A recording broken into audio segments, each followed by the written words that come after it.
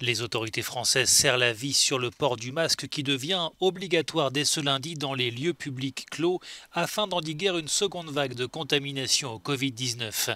Déjà obligatoire dans les transports notamment, le masque devra désormais être porté dans tous les commerces, centres commerciaux, grandes enseignes alimentaires, marchés couverts, les services publics, bureaux de poste, mairies, préfectures, les lieux de loisirs et de tourisme, cinéma, hôtels, salles de jeu ou encore les lieux de culte.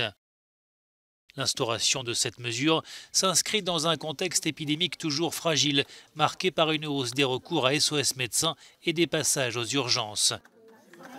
Dans son dernier communiqué vendredi, la Direction générale de la santé faisait état de 3800 cas par semaine et de 600 hospitalisations, dont plus de 70 en réanimation et 14 nouveaux décès en 24 heures. Une centaine de foyers épidémiques sont recensés sur l'ensemble du territoire français.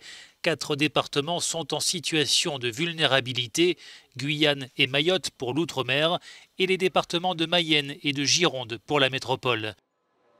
Parmi les indicateurs scrutés à la loupe par les autorités, le taux de reproduction RO, soit le nombre de personnes que contamine chaque malade, il atteint 1,18 en moyenne pour l'ensemble de la France. Ce taux a augmenté ces dernières semaines à La Réunion, en Bretagne ou en Provence-Alpes-Côte d'Azur.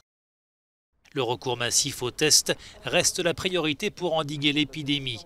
Mais aujourd'hui, ces tests, notamment PCR, seraient très insuffisants en raison notamment d'un manque de moyens humains. Entre 200 et 300 000 tests seraient réalisés chaque semaine, loin des 700 000 annoncés par le gouvernement. La crise sanitaire qui ne semble pas gâcher le plaisir des vacanciers, nombreux à profiter des vagues et du soleil sur cette plage de Lacano sur la côte atlantique, où des panneaux sont tout de même là pour rappeler les règles de distanciation sociale.